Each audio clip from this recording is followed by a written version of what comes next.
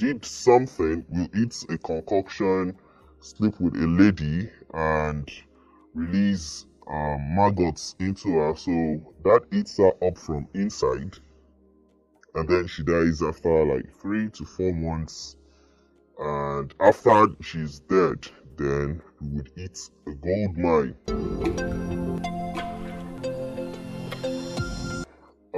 Back then in school, when I gained admission freshly, I had met a few friends and they introduced me to internet fraud, popularly known as Yahoo Yahoo.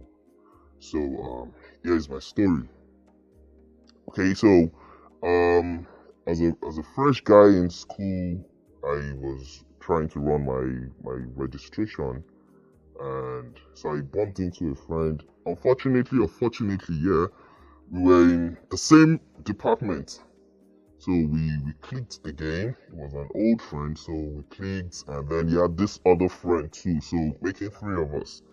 And so they took me out that evening.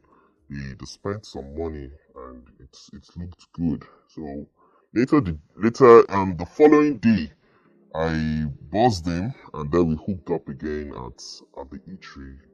There's this popular eatery back then, so we hooked up there, and I was like, guys, what's up, man?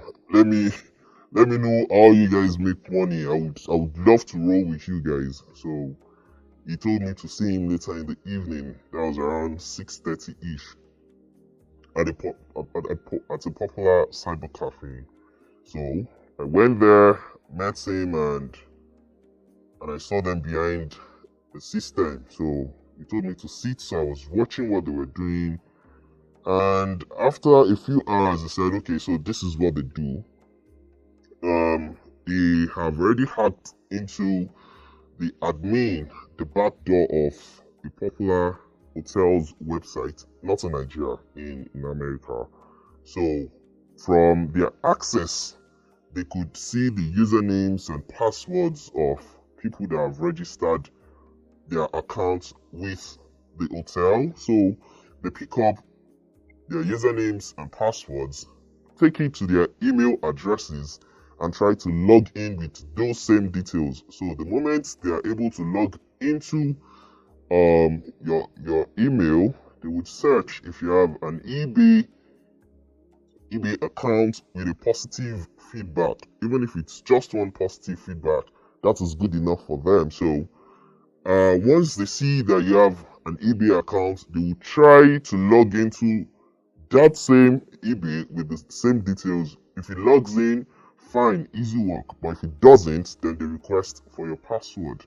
Like you forgot your password, so your password gets sent to them. They try to hack into the account, and if it's successful, if you have a positive feedback, if you have a positive feedback in your eBay, then your account is gone.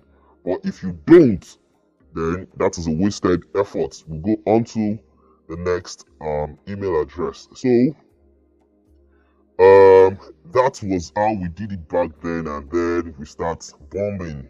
Yeah, that's the word, bombing. We start buying stuff. We will start bidding for things, and once we are successful, we just tell them, okay, we want to buy it outrightly, give them a higher offer. If they take it, fine. So once they ship out the item and it gets to Nigeria, we pick it up at the post office, and then we go into the second phase of the fake PayPal payments. So we send them a mail with a customized PayPal email address that they've been overpaid. So, and they need to pay the excess to get their full funds. So once they pay the excess, it's called refunding. So when they pay the refunding, one, they've lost their item, and two, they will lose their money, and that is the end of that. So throughout first semester and a little bit of the second semester, we were into it, and our life was pretty triangular. So in the morning we'll wake up, go to eat. From there we'll go to the cyber cafe. No classes. We weren't going for classes. So we just start the day's work at the cyber cafe till like 4:35. Then we'll go eat lunch, come back to the cyber cafe, continue from where we stopped, then go back, eat dinner, come back to the cyber cafe again, and continue. So when tests drew near, we would photocopy one of my class guys' notes and then split it into three because we were three. Split it into three and read each part, and then we'll explain to one another, and then that was how we wrote our tests and exams. But towards the end of second semester, cutting wasn't really booming again. So we saw guys that were doing dating and some other things, and some were doing some other things too. Yes. So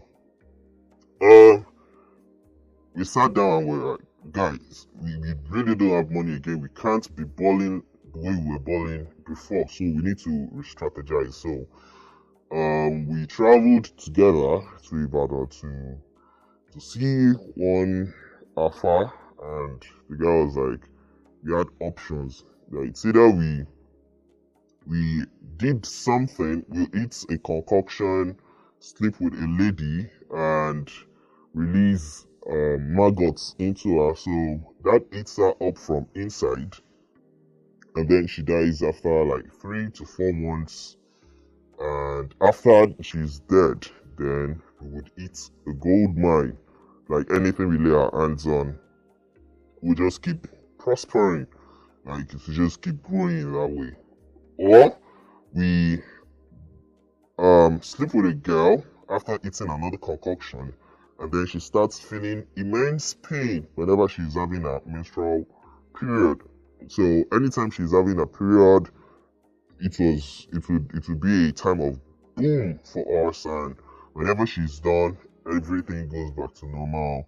But it's a monthly thing, so 4, 5, 6 days of a period we would be in every money. So at that point, I couldn't really take it. I couldn't do it. I couldn't shed blood for money. Yes, we were making good money and all that, but having someone's life wasting away because I wanted to make extra bucks was not really cool for me. So I started taking myself away from those guys, and I think they went ahead with it because in part two they were living pretty lavishly while I drifted away, and then I got involved in some other things. Yeah, I tried doing the cutting thing on my own, but it really didn't work for me, so I just gave up on it totally. And then I joined a group where we're doing some other things which were much more beneficial to us. All thanks to another classmate of mine who had interest in me and took me away from the old lifestyle I was living. Yeah, and when I finished school, one of my friends went missing. Like since part two, we never saw him again. And then the other guy was able to finish maybe like 4, 5 years after I'd left school. And till now, I don't know where those guys actually are. Like they just vanished into thin air. It's crazy. It's crazy. So after school, I was able to pick up a skill, and yeah, it was very difficult because part one was like the top stops of it for me. I was one of the big boys back then in school, and then having to go down and live a normal life was very difficult. I wasn't really high on funds again, but I had to just make that decision. It was a conscious effort to live a good life, to live a peaceful life, to live a life where you could sleep and wake up, and then you're not scared of what next you're meant to do, to bring, to sacrifice. It's actually it's a kind of bliss for me right now, and I don't regret ever leaving those guys because I'm actually better off for it. I spend less time doing what I love now than when I was actually into Yahoo. And yes, I spend less time, and I make clean money.